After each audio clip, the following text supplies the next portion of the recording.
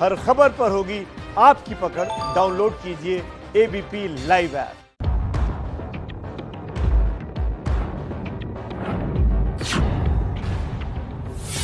सैनिक का अपमान मुंबई में घमासान। पूर्व सैनिक की आवाज बना एबीपी न्यूज। हमको मारने के लिए आ गए थे शिवसेना के लोग जी। बात करने के लिए बुलाए थे, लेकिन अब तो मारने लगे हमको। वो सीसीटीवी में फुटेज में आया हुआ है। परिवार की पुकार सुनो उद्धव सरकार। सबको डर लग रहा है, मुझे ही नहीं खाली। मेरे मम्मी डरी हुई है, मेरा भाई डरा हुआ है, लेकिन वो गुस्से में भी है। मैं नहीं डरी हूँ, मेरे को नहीं डर है, मेरे को गुस्सा है। शिवसेना है या गुंडा सेना? जब से उद्धव जी ठाकरे मुख्यमंत्री बने हैं, ठाकरे सरकार बनी है, तब से 2 डजन ऐसी घटनाएं हुई है। शिवसेना इस प्रकार की हरकतें करती रही। मुंबई में डर लगता है साहब।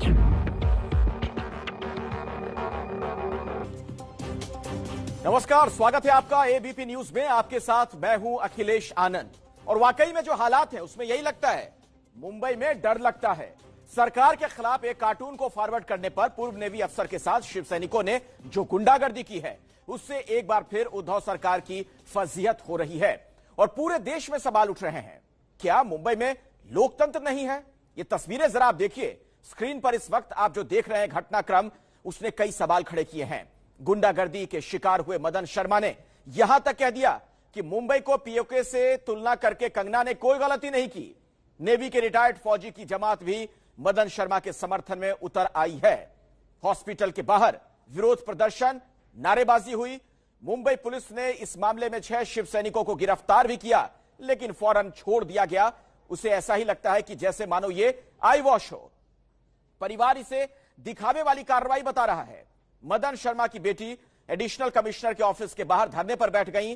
परिवार ने उद्धव सरकार के खिलाफ मोर्चा खोल रखा है, तो उसे बीजेपी का समर्थन भी मिल रहा है। कुल मिलाकर यह कंगना वर्सेस शिवसेना की लड़ाई का एक्सटेंशन आप कह सकते हैं। और अब तो महाराष्ट्र में राष्ट्रपति शासन तक लगाने की मांग हो रही है।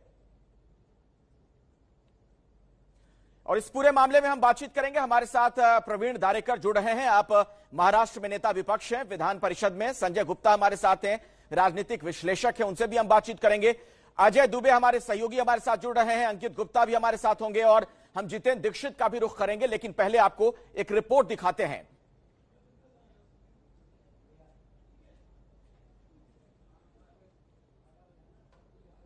के ऊपर सिर्फ इस वजह से मारपीट की जाती है क्योंकि उन्होंने एक कार्टून फॉरवर्ड किया। इतना ही नहीं, जिन लोगों ने मारपीट की वो तस्वीरें वायरल हैं, वो तस्वीरें सामने आई हैं, लेकिन उन आरोपियों को जमानत भी मिल जाती है और वो भी थाने से ही। हमारे साथ मौजूद हैं शीला शर्मा जी, उनकी बेटी है। मैडम, जिस तरीके से इस मामले में गिरफ्तारी तो हुई, पहले आपके पिता को आरोपी बना लिया था? पहले आपके पिता को आरोपी बना लिया था? जी, पहले ही जैसे 12 बजे ये सब हुआ, मेरे डैडी को बुलाया गया नीचे। उन्होंने गए बातें करने के लिए और उनके ऊपर अटैक कर दिया। और उसके 1 घंटे बाद में दो पुलिस आके गेट के पास नहीं, मेरे घर के फ्लैट के पास आकर के दरवाजे के पास खड़ी हो जाती है और बोलती है कि आपके डैड को चार्जेस से लगे हैं, आपके डैड को अभी अभी जाना है जेल, ये पुलिस स्टेशन। तो मैंने बोला कि क्या चार्जेस लगे हैं, तो नहीं बताया उन्होंने। फिर बाद में बोल रहे हैं कि ये चार्जेस लगे हैं किसी मैसेज का। तो मैंने बोला कि क्या मैसेज का क्या रिटर्न है, कुछ है? तो वो बोला, कुछ बोला नहीं उसने।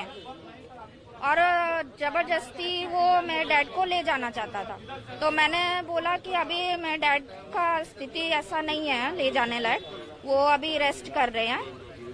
तो भी वो बोल रहे नहीं, अभी ले जाना पड़ेगा। मतलब मारपीट उनके साथ हुई, पीड़ित वो है और उन्हीं को थाने ले जा रहे हैं, ये आरोप लगाते हुए कि इन्होंने मैसेज फॉरवर्ड किया, इस वजह से चार्जेस लगे। जी, वैसा ही हुआ।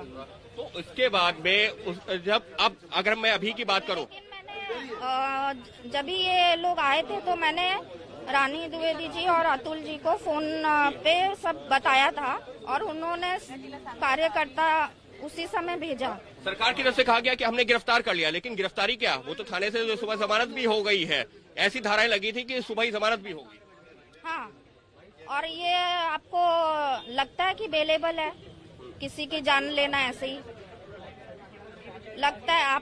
आप लोगों किसी को भी लगता है क्या ये बेलेबल वाला कोई भी चीज है? आपको लगता है सिर्फ दिखावे के लिए कार्रवाई हुई, वो भी जो है क्योंकि बीजेपी ने इसको एक मुद्दा बना दिया, इस वजह से दिखावे के लिए? जी, दिखावे के लिए हुई है, और मैं चाहती हूँ कि जो भी मेरे पिताजी पर जिसने भी अटैक किया है उनको कड़ी से कड़ी मिलनी चाहिए सजा। लेकिन जिस तरीके से जो शिवसेना की तरफ से, सरकार की तरफ से कहा जा रहा है कि देखिए, अगर हमने किसी का पक्ष नहीं लिया, जो भी दोषी था हमने उसको तुरंत गिरफ्तार किया, वो तो बाकी कानून की धाराओं के तहत काम होता है, तो उसमें सरकार और पार्टी क्या करेगी? गिरफ्तार तो पुलिस नहीं किया है ना, धारा उनको लगाना चाहिए था। उनको मालूम है कि कौन सी धारा लगनी चाहिए, लगाई नहीं। आप उन्होंने नहीं लगाई, उन्होंने पढ़ाई अच्छे से नहीं की होगी, इसलिए नहीं लगाई है। तो आप ये कह रहे हैं कि जानबूझ करके ऐसा हुआ है कि हल्की धाराएं लगाई गई जिससे उनको थाने से जमानत मिल जाए? जी हाँ, वो हल्की लगाई है, नाम के लिए उनको अंदर किया गया है। जी, क्या इसकी एक वजह ये भी है कि वो उस संगठन से बिलोंग करते हैं जिनकी सत्ता भी है? जी हाँ। अब ऐसे में, अब जबकि उन लोगों को जमानत मिल गई है, आप लोगों का अगला कदम क्या होगा? क्या अदालत का दरवाजा खटखटाएंगे या कुछ और मांग होगी, क्या हो? जैसा आगे देखते हैं क्या करते हैं, जैसा अतुल जी, अमित जी जो भी बोलेंगे वो करेंगे। तो मदन शर्मा की बेटी को आपने सुना। मदन शर्मा ने भी एबीपी न्यूज से बातचीत की और उन्होंने साफ तौर पर यह कहा कि जिस तरीके के हालात अब मुंबई में नजर आ रहे हैं, कंगना ने जो कहा सही कहा। मदन शर्मा जी, बहुत स्वागत है आपका। एक बार हमारे दर्शकों के लिए बताइए, कल आपके साथ आखिर ये सब कुछ क्यों हुआ, किन लोगों ने किया, क्या कुछ कहा आपसे? देखिए, मुझे व्हाट्सएप पर एक कार्टून था, उसको शेयर करने के लिए जो शेयर मैसेज था वो हमने ग्रुप में शेयर किया था। वो उसके वजह से कुछ लोग, शिवसेना के लोग जो हैं, वो फोन करके मेरे को बोले कि आप गेट पर आइए, हमें बात करनी है। जब हम गेट पर गए तो वो लोग बात नहीं किए, हमको मारने लगे। 10-12 आदमी थे झुंड में, और हम कोई भी बात करने के लिए हमको मौका नहीं दिए। हमको मारने के लिए आ गए थे शिवसेना के लोग, बात करने के लिए बुलाए थे, लेकिन तब तो मारने लगे हमको। वो सीसीटीवी में फुटेज में आया हुआ है। और उसके बाद से उन्होंने फिर 2 पुलिस भेजा मेरे घर पर अरेस्ट करने के लिए, जबकि मैं इसको मारे भी हैं। लेकिन उस बीच में हमारे बीजेपी नेता आकर के हमको सपोर्ट किए, रानी जी सपोर्ट की जी, वरना मेरे को मारे भी थे और फिर मेरे को जेल में भी रहना पड़ता है।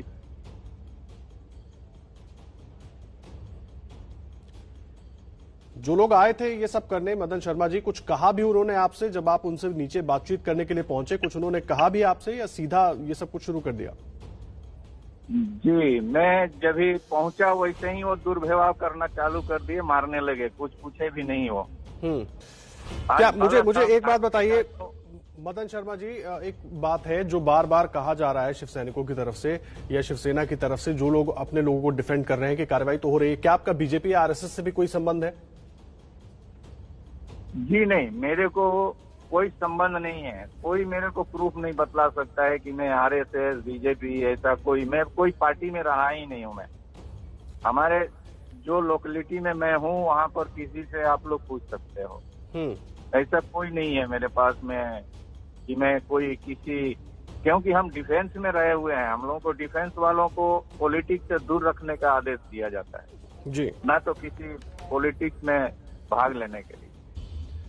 मुझे एक बात मैं आपसे पूछना चाहता हूं मदन जी, कंगना रनौत ने कहा था कि मुंबई में पीओके जैसे हालात हैं, और जिस तरह की घटना आपके साथ हुई है, क्या आप उस पर कुछ कहना चाहेंगे? आप सुरक्षित महसूस कर रहे हैं?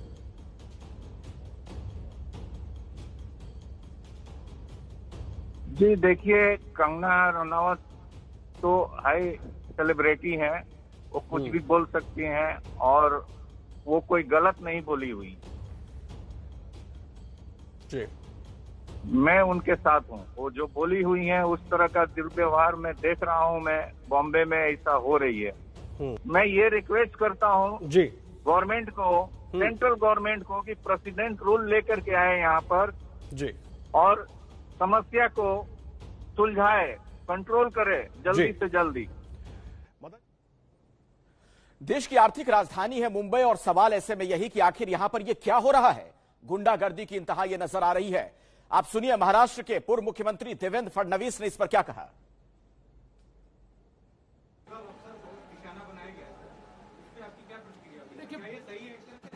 देखिए बहुत गलत है। एक प्रकार से ये स्टेट स्पॉन्सर्ड टेरर जैसी अवस्था महाराष्ट्र में तैयार हो रही है। मैंने कल अपने ट्वीट के माध्यम से उद्धव जी को आह्वान किया है कि गुंडाराज को रोकिए, नेवल ऑफिसर को इस प्रकार से मारना, और उसमें भी जब मीडिया का दबाव बना, हम लोगों ने दबाव बनाया तो 6 लोगों को अरेस्ट की, लेकिन टेबल बेल दे दी, 10 मिनट में उनको छोड़ दिया। अगर इस प्रकार से बातें होगी तो मुझे लगता है कहीं न कहीं जिस प्रकार का ये वातावरण तैयार हो रहा है, ऐसा तो महाराष्ट्र में इससे पहले हमने कभी नहीं देखा। ड्रग्स मामले में अब कंगना रनौत पर भी महाराष्ट्र सरकार संज्ञान ले रही है। देखिए उसका मैंने कल ही जवाब दे दिया है, उस पर बार बार बोलने की आवश्यकता थोड़ी है। ऐसा नहीं लग रहा ना कि महाराष्ट्र दूसरा कश्मीर बनने की तैयारी हो रही है? जी, महाराष्ट्र में दूसरा कश्मीर बनने की तैयारी हो रही है? नहीं नहीं साहब, महाराष्ट्र बहुत मजबूत राज्य है। इतना देखिए, राज्य को चलाने वाले गलतियां करें तभी राज्य की जनता बहुत मजबूत है। महाराष्ट्र बहुत प्रोग्रेसिव राज्य है, कोई कश्मीर नहीं बनने वाला। सात विधानसभा में आप लोग बीजेपी कितने सीटों पर दावेदारी करेंगे? देखिए अभी इसके ऊपर मैं कोई टिप्पणी नहीं करूंगा।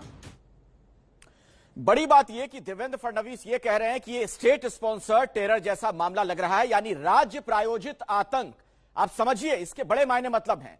बातचीत करने के लिए मेरे साथ कई मेहमान जुड़ चुके हैं, उनके पास भी हम चलेंगे, लेकिन जितेंद्र सबसे पहले मैं आपके पास ही आना चाहूंगा। आप चूंकि लंबे अरसे से मुंबई में रिपोर्टिंग कर रहे हैं, इस तरह की स्थिति क्या बताती है? ये तो गुंडागर्दी की इंतहा है, और खास तौर पर ये गुंडे उस पार्टी के हैं जो वहां सत्ता में हैं। देखिए, इस पूरे हफ्ते में 2 ऐसे मामले हुए हैं जहां पर की शिवसेना ने अपनी सत्ता का दुरुपयोग किया है। शिवसेना बीएमसी की सत्ता में भी है और शिवसेना राज्य सरकार की सत्ता में भी है। और इन दोनों ही मामलों में, पहले जो कंगना रनौत के बंगला गिराए जाने का मामला था, वहां पर शिवसेना ने बीएमसी को हथियार बनाया, और अब जब शिवसैनिकों ने इस रिटायर्ड नेवी अधिकारी पर हमला किया है तो वहां पर राज्य सरकार के अधीन आने वाली मुंबई पुलिस का इस्तेमाल किया गया। यानी कि सबसे पहले तो कोशिश की गई कि जो विक्टिम है, जो पीड़ित है, उसी को आरोपी बना लिया जाए, और जब राजनीतिक हस्तक्षेप से ऐसा नहीं हो पाया तो उसके बाद जिन लोगों को पकड़ा गया उनको इतनी मामूली धाराओं के तहत पकड़ा गया कि चंद घंटों में ही वे रिहा कर दिए गए, और एक तरह से सिर्फ तकनीकी तौर पर उनकी गिरफ्तारी हुई। तो सीधे तौर पर शिवसेना सत्ता का दुरुपयोग कर रही है, और बार बार ये बात साबित हो रही है। जब उद्धव ठाकरे ने सत्ता संभाली थी, जब पार्टी की कमान संभाली थी, तो ये लग रहा था कि पार्टी बदल रही है, पार्टी अपना आक्रामक रूप छोड़ रही है। लेकिन इन घटनाओं से यही साबित होता है कि शिवसेना अब फिर से पुरानी वाली शिवसेना बनती जा रही है, जिसकी की तोड़फोड़ की राजनीति में यकीन है, जिसका की आक्रामकता में यकीन है। बिल्कुल, और देखिए सरकारें इकबाल से चलती हैं। अंकित गुप्ता, सवाल तो अब यह भी खड़ा होगा कि इस मामले में ना तो न्याय होता दिख रहा है और ना ही न्याय हुआ। आपने खुद बात की मदन शर्मा की बेटी से, वो कह रही है कि बिल्कुल मामूली धाराओं में मामला दर्ज किया गया और जो गुंडे हैं वो आजाद हैं। अब निश्चित तौर पर अखिलेश, और जिस तरीके से जो पिछले 24 घंटे का घटनाक्रम रहा है, वो परिवार डरा हुआ है। क्यों डरा हुआ है? क्योंकि उनके पिता के साथ बुरी तरह से जो मारपीट की जाती है, वो पीड़ित है, उन्हीं को आरोपी बनाने के लिए पुलिस आ जाती है कि आप थाने चलिए। इतना ही नहीं, जब इस मामले में राजनीतिक रंग लेता है, बीजेपी सपोर्ट में आती है, आनंद फानंद में गिरफ्तारी तो जरूर होती है, लेकिन गिरफ्तारी सिर्फ दिखावे के लिए, क्योंकि थाने से ही जमानत देकर के उनको छोड़ दिया जाता है। हालांकि उसके बाद में आलम यह है कि जब बेटी वहां पर वरिष्ठ अधिकारियों से मिलती है, बाहर प्रदर्शन करती है, और उसमें भी उनका सपोर्ट जब एक राजनीतिक दल करता है, क्योंकि मामला राजनीतिकरण हो रहा था, तो वहां पर कहा जाता है कि ठीक है, ट्रेस पासिंग की धारा हम लगा देते हैं, अब आप लोग यहां से जाइए। यानी कि अगर आप के साथ कोई मारपीट करता है तो पहले उल्टा ही आपको ही आरोपी बनाया जा सकता है। क्यों? क्योंकि सत्ता में किसकी है? सत्ता उन लोगों की है जो लोग आपके साथ मारपीट कर रहे हैं, जो गुंडे हैं। और दूसरी चीज, अगर जो है आप पुलिस थाने के ऊपर भरोसा करते हैं तो वहां ऐसी धाराएं लगाई जाएंगी कि आप जो लोग आपके साथ मारपीट कर रहे हैं वो खुद बाहर जाएंगे और फिर आपको डराएंगे धमकाएंगे। इससे पता चलता है कि क्या कुछ चल रहा है इस वक्त देश की आर्थिक राजधानी मुंबई में। और सही कह रहे हैं। और अब हम संजय गुप्ता का रुख करना चाहेंगे। हमारे साथ राजनीतिक विश्लेषक संजय गुप्ता भी जुड़े हुए हैं। और संजय जी, देवेंद्र फडणवीस को अगर आपने सुना, वो तो यहां तक कह रहे हैं कि ये तो राज्य प्रायोजित आतंक का मामला लग रहा है। बिल्कुल, महाराष्ट्र में आजकल कोई भी घटना घटती है तो देवेंद्र फडणवीस साहब उसको बिल्कुल सरकार से जोड़ देते हैं, महाराष्ट्र सरकार से जोड़ देते हैं। ये कोई भी घटना है संजय गुप्ता जी, ये कोई भी घटना है? एक पूर्व फौजी की, एक नेवी अफसर जो रहा है, उसकी इस तरीके से पिटाई कर दी जाती है, ये कोई भी घटना आप कह रहे हैं इसे? देखिए, कोई भी घटना ये नहीं, ये घटना गलत है। जो पूर्व नेवी ऑफिसर मदन शर्मा जी के साथ हुआ, इसकी प्रशंसा कोई भी नहीं कर सकता इस देश के अंदर। इसकी प्रशंसा, इसमें प्रशंसा करने लायक कुछ है ही नहीं। और हमारे देश के अंदर मौजूदा कानूनों के अंदर जिस तरह के कानून है, उस कानून के अंदर इसके लिए जो धाराएं हैं वो यही है। इसके अलावा हम तो ये कहेंगे कि एक बुजुर्ग शख्स को इस तरीके से घेर कर मारा पीटा जाता है संजय गुप्ता जी, उसके बाद जो गुंडे हैं वो आराम से निकल जाते हैं, थाने से बाहर आ जाते हैं, छूट जाते हैं, यही धाराएं हैं? जान लेने की कोशिश का मामला ये तो नजर आता है, जिस तरीके से पिटाई की गई। तस्वीरें आप देख रहे हैं एबीपी न्यूज पर, वो तस्वीरें हम लगातार दिखा रहे हैं। देखिए जरा, ये जो बुजुर्ग हैं, इनके आंखों की क्या हालत कर दी गई है। अटेम्प्ट टू मर्डर की धारा लगाई जानी चाहिए थी, आईपीसी की धारा 307 लगाई जानी चाहिए थी और उस धारा के तहत इनको गिरफ्तार किया जाना चाहिए था। लेकिन मुंबई पुलिस ने ऐसा नहीं किया और जाहिर तौर पर चूंकि सत्ता शिवसेना की है और इसलिए मुंबई पुलिस ऐसा करने की हिम्मत नहीं कर सकती थी। और यही वजह है कि मामूली धाराओं के तहत सिर्फ दिखावे की गिरफ्तारी हुई और ये लोग छोड़ दिए गए। संजय गुप्ता जी, सिर्फ आई वॉश है ये? नहीं, आई वॉश नहीं है। अभी इसमें धारा, इसके अंदर जो जिन धाराओं में केस रजिस्टर्ड होगा, ऐसा नहीं है कि पुलिस ने धारा में केस रजिस्टर कर दिया तो ये चीज अदालत में भी जाएगी। अदालत भी देखेगी इस चीजों को, जो धारा लगाई गई सही लगाई गई या नहीं लगाई गई। ऐसा नहीं है कि पुलिस ने जो भी धारा लगा दी वो बात खत्म हो जाती है। पुलिस से इंसाफ की उम्मीद ना करे कोई मुंबई में, अदालत ही जाना पड़ेगा। आप जो कहना चाह रहे हैं, मुझे लगता है उसका लबो लुबाव यही है। और मुझे तो हैरानी इस बात की है संजय गुप्ता जी, ये वही शिवसेना है जिसके सबसे बड़े नेता बाला साहब ठाकरे हुए खुद बहुत बड़े कार्टूनिस्ट थे। और देखिए जरा यहाँ पर कार्टून को फॉरवर्ड कर देने पर क्या हाल किया जा रहा है। हमारे साथ प्रवीण दारेकर भी जुड़ चुके हैं। आप नेता विपक्ष हैं महाराष्ट्र विधान परिषद में। प्रवीण जी, मुंबई की हालत क्या बताती है? ने देवेंद्र फडणवीस जी ने अत्यंत स्पष्ट तौर पर सरकार पुरस्कृत आतंकवाद महाराष्ट्र में ठाकरे सरकार का शुरू है। यह कौन गुप्ता जी बोल रहे हैं? कोई भी घटना जो निवृत्त नौदल अधिकारी जिन्होंने इस देश के प्रति पूरा जीवन समर्पित किया और अपने देश में निवृत्त लश्करी लोगों के बारे में एक सम्मान, एक आदर की भावना रहती है। इस घटना और उन्हें कार्टून फॉरवर्ड किया, आप नहीं है तो आप जाके उधर मारहान करोगे उसके। मेरे बीच में मत बोलो, मदन शर्मा जी ने जिस ग्रुप के अंदर वो कार्टून फॉरवर्ड किया, उसके घर में जाके आप मारोगे। उस ग्रुप में बीजेपी का आदमी था जिसने शिवसेना के आदमी को वो मैसेज फॉरवर्ड किया। शर्मा जी को जिसको मारे उसको, और उसको ताबे में लेने के बाद उसको गिरफ्तारी करने के बाद दिया था, उसको छोड़ देते। जिस सोसाइटी में वो रहते हैं तो जिस ग्रुप के अंदर उन्होंने वास्तव मैसेज फॉरवर्ड किया था, उस ग्रुप में कोई शिवसेना का आदमी नहीं था, उसमें बीजेपी के एक आदमी दूर थे। अब ऐसे कैसे किसी शिवसेना के आदमी को, मतलब वो आपने जो कार्टून भी फॉरवर्ड कर दिया, उनका मोबाइल नंबर भी फॉरवर्ड कर दिया, उनका एड्रेस भी फॉरवर्ड कर दिया, फिर उसके बाद उसको पिटवाने के बाद उसके पीछे भी खड़े हो गए। ये इस तरह की राजनीति, उकसावे की राजनीति ठीक नहीं है। प्रवीण दारेकर जी, जवाब दीजिए। हो गया उनका? हाँ जी, हेलो जी जी, हम आपको सुन पा रहे हैं। प्रवीण दारेकर बोले। मुझे बोलने को बोले।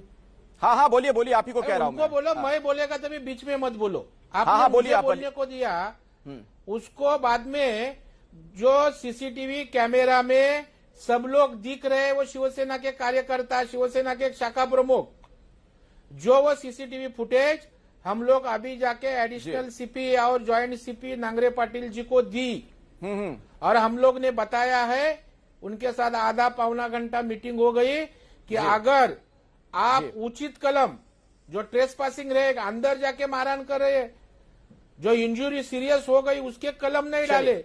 हम लोग ने, उन्होंने कहा कि हम इस चर्चा को आगे बढ़ाएंगे। बहुत बड़ा मसला है, देश की आर्थिक राजधानी है मुंबई। अगर यहां पर इस तरह की घटना घटेगी तो वाकई में लोगों के जहन में यही सवाल आएगा। लोग कहेंगे कि मुंबई में डर लगता है। एक पूर्व फौजी का मुंबई में जो हश्र किया गया, लोग अब यही कह रहे हैं कि मुंबई में डर लगता है। आइए हम आपको सीधे लिए चलते हैं प्रवीण दरेकर के पास। हमारे साथ नेता विपक्ष महाराष्ट्र विधान परिषद जुड़े हुए हैं और आपको बता दें कि प्रवीण जी आज वहां भी थे जहां पर आज धरना प्रदर्शन चल रहा था।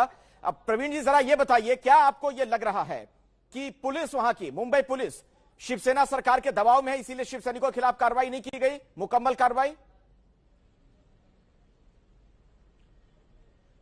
100% मुंबई पुलिस सरकार के प्रभाव में दिख रही है, क्योंकि आप देखोगे कि सीसीटीवी फुटेज है जहां में वहां मारकाट कर रहे हैं और उसके बावजूद पुलिस पूछ रही है शर्मा जी को, जो निवृत्त अधिकारी है, कि तुम्हारे ऊपर एक्शन की जाएगी।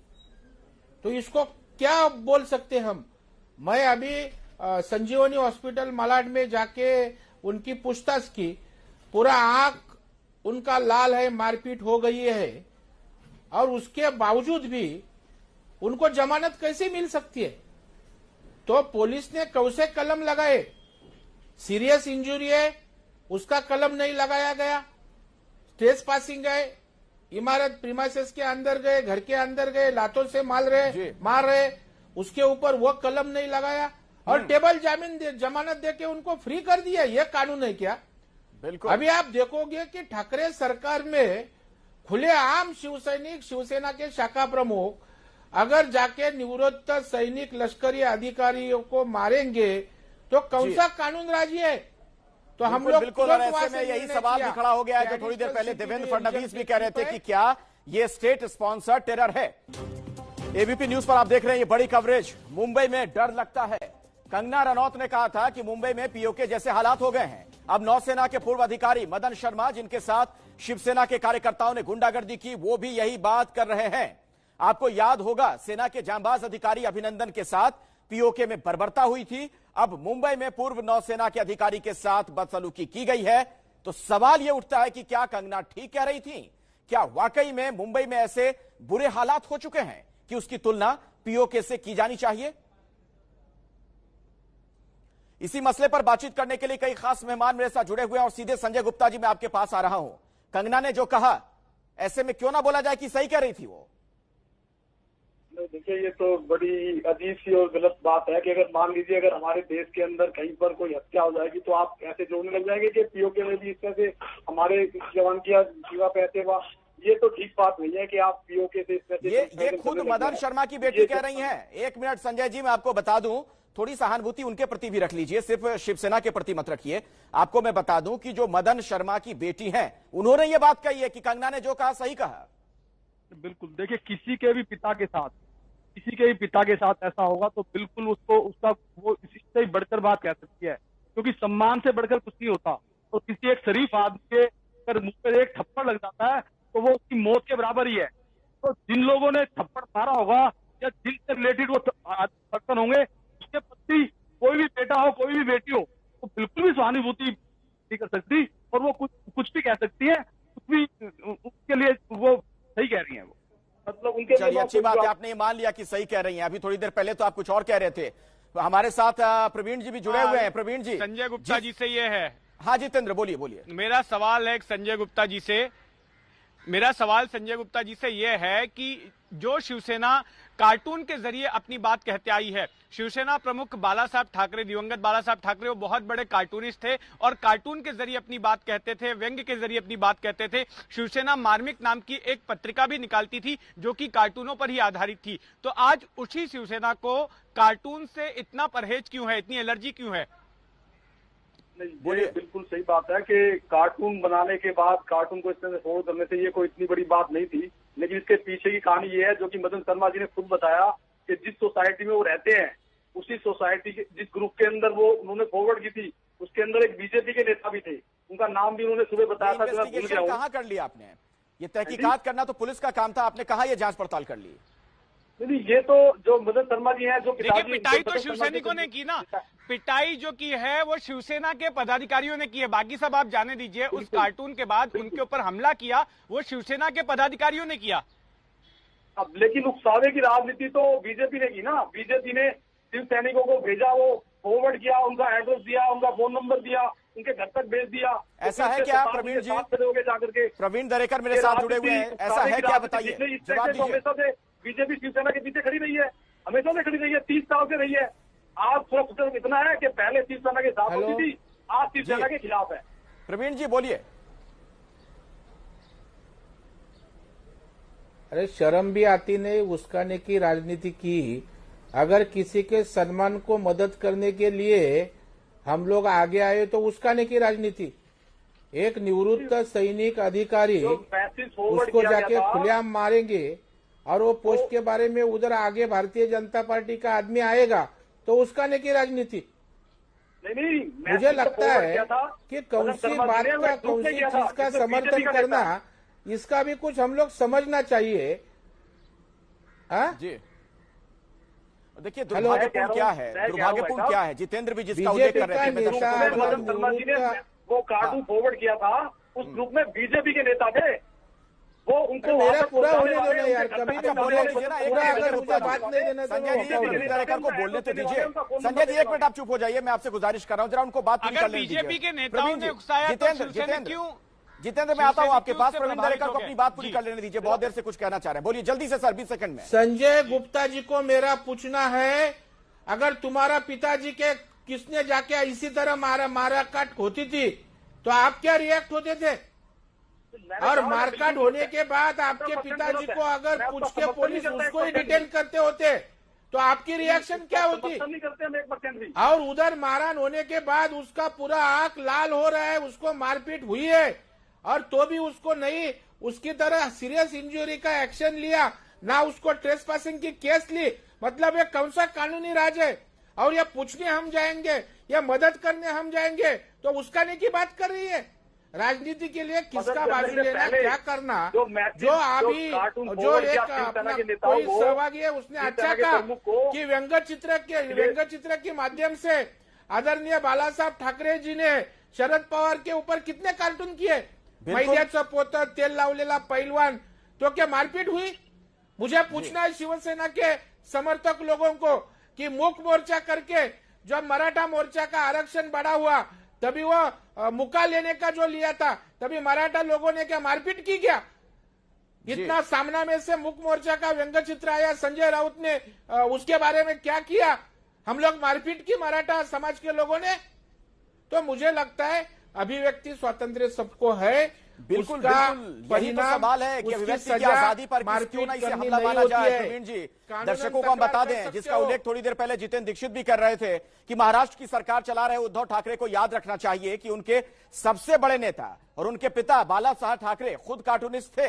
ये देखिए ना कुछ तस्वीरें हम आपको जो कार्टून दिखा रहे हैं, करियर की शुरुआती दौर में कार्टूनिस्ट के तौर पर बहुत मशहूर हुए थे बाला साहब ठाकरे। आज उन्हीं की पार्टी की सरकार में एक शख्स के कार्टून फॉरवर्ड करने पर सरेराह सजा दे दी जाती है। तो ये लोकतंत्र नहीं गुंडागर्दी की ही मिसाल लगेगी, ये बात बहुत साफ है। ये 2 तस्वीरें जो आप देख रहे हैं, कार्टून पर इतना हंगामा क्यों, ये एक बड़ा सवाल है जितेंद्र, जिसका जिक्र आप भी कर रहे थे। ये तो अभिव्यक्ति का जो माध्यम है कार्टून, एक बहुत ही सशक्त विधा है ये, जिसके जरिए बहुत तंज तरीके से अपनी बात कही जाती है। इसमें क्या घबराना, वो भी सरकार में बैठे लोगों का क्या ये चरित्र होना चाहिए? देखिए, ये दूसरा ऐसा मौका है जब शिवसेना जो है इंटॉलरेंट पेश आई है। इसके पहले भी जब नए नए उद्धव ठाकरे मुख्यमंत्री बने थे तब भी आपको याद होगा वडाला में एक घटना हुई थी जहां पर किसी ने फेसबुक पर कोई टिप्पणी की थी उद्धव ठाकरे को लेकर और उसके बाद शिवसैनिक उसके घर पर पहुंच गए थे। उस शख्स को घर से बाहर निकाला गया था, उसके साथ मारपीट की गई थी और उसको गंजा कर दिया गया था। और उसके बाद ये दूसरी बार ऐसा मौका है। ऐसा लगा था कि जब उद्धव ठाकरे ने कमान संभाली है शिवसेना की तो शिवसेना की छवि जो है बदल जाएगी।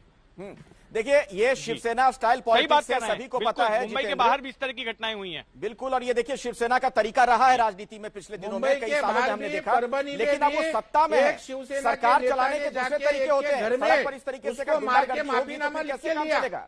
और सबसे हैरान करने वाली बात जितेंद्र ये है कि इस पूरे मामले में कांग्रेस की खामोशी। आप सोचिए ना, ये वही कांग्रेस है ना जो सहिष्णुता और असहिष्णुता पर किस तरीके से बीजेपी को घेरती रही, और अब सत्ता में है शिवसेना के साथ तो बिल्कुल चुप है। जी हाँ, बिल्कुल, मुझे लगता है कि सत्ता में साथ रहने की मजबूरी ही है जिसकी वजह से कांग्रेस इस मामले में चुप है। जी जितेंद्र बोल लीजिए आप जल्दी से। जी दरेकर जी बोलिए। जी तो मैं यही कह रहा हूं, ऐसा ही मामला अब से 5 साल पहले भी आया था जब। जी आप जितेंद्र को जरा बोलने दीजिए। प्रवीण जी मैं आता हूं आपके पास जल्दी से, 20 सेकंड में जितेंद्र अपनी बात पूरी कीजिए। जी हाँ, जब कांग्रेस एनसीपी की भी सरकार थी यहां पर, तब खुद जो है उस सरकार ने भी एक कार्टूनिस्ट को प्रताड़ित किया था और उसके खिलाफ मामला दर्ज किया था, जिसके बाद में बड़ा जन आंदोलन हुआ और फिर वो मामला वापस लेना पड़ा था। तो मैं ये कह रहा हूं कि कोई भी पार्टी हो सत्ता में, वो इस तरह से दुरुपयोग करते आई है और जो भी कार्टूनिस्ट या जो भी लोग अपने आप को अभिव्यक्त करते हैं और अगर वो बात कचोटती है तो उसके खिलाफ कार्रवाई की जाती है। और देखिए महाराष्ट्र में खासकर मुंबई की बात की जाए तो जो कानून व्यवस्था का हाल नजर आ रहा है पिछले दिनों में, उसे लेकर उद्धव सरकार पर लगातार सवाल उठ रहे हैं, तंज भी हो रहा है। शिवसेना राज पर तंज करते हुए एक ऐसा ही वीडियो वायरल हुआ है जिसमें गायकी के जरिए सरकार पर हमले किए जा रहे हैं।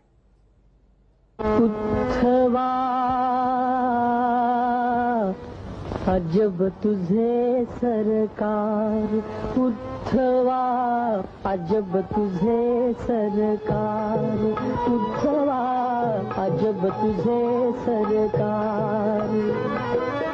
लहरी राजा प्रजा आंधळी अधांतरी दरबार, अजब तुझे सरकार उद्धवा, अजब तुझे सरकार। और सीधे संजय गुप्ता जी मैं आपके पास आ रहा हूं, कहीं ऐसा तो नहीं कि शिवसैनिक अब इस वीडियो बनाने वाले को भी ढूंढ कर पीटेंगे?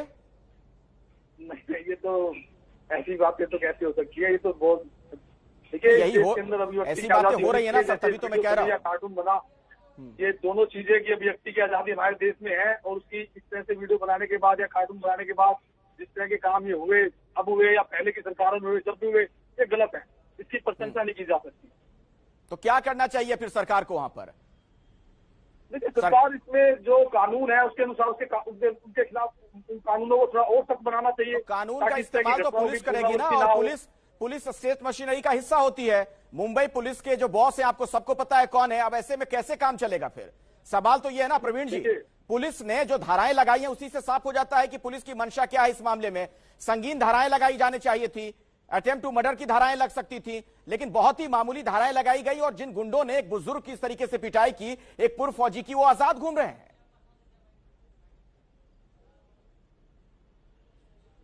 ये सवाल आपका मेरे से? प्रवीण जी से, प्रवीण दरेकर।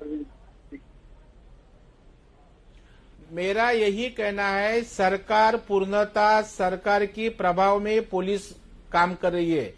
आप देखोगे कि कल उनको पकड़ने की घाई, कौन सा भी ऐसा हादसा हुआ तो इतने फास्ट पुलिस नहीं होते। उनको यह दिखाना था कि पकड़ा, हम लोग तुरंत पकड़ा मतलब लोग शांत हो जाएंगे, और रात को पकड़ के छोड़ भी दिया। मुझे लगता है पुलिस ने जो धारा लगाने की आवश्यकता थी वो पुलिस चाहते भी होंगे, क्योंकि यहाँ जो एडिशनल सीपी है दिलीप सावंत और डीसीपी स्वामी बहुत ही तेज तरार अधिकारी है, और जॉइंट सीपी तो अभी नांगरे पाटिल है। तो उनका जो ट्रैक रिकॉर्ड देखेंगे तो मुझे लगता नहीं कि इसी बारे में किसको एक्सक्यूज करेंगे, लेकिन मुझे लगता है कि उनके ऊपर सरकार का बहुत प्रेशर दिख रहा है, और इसीलिए जो ठाकरे सरकार है उसकी प्रेशर में आते हुए उन्होंने छोड़ने की घाई की होगी। क्योंकि आप देखोगे कि तस्वीर में, सीसीटीवी फुटेज में क्लियर कट आरोपी दिख रहे, शिवसैनिक शाखा प्रमुख दिख रहे, और उनका मारहान का हॉस्पिटल में एडमिट है। और मुझे बता दीजिए आप कि जब हॉस्पिटल में एडमिट होता है कोई फिरियादी, तभी वो जमानत होती है? ऐसा कभी हुआ है कि जिसको मारा है वो हॉस्पिटल में एडमिट है तो भी जिन्होंने मारा है उसको छोड़ दिया है?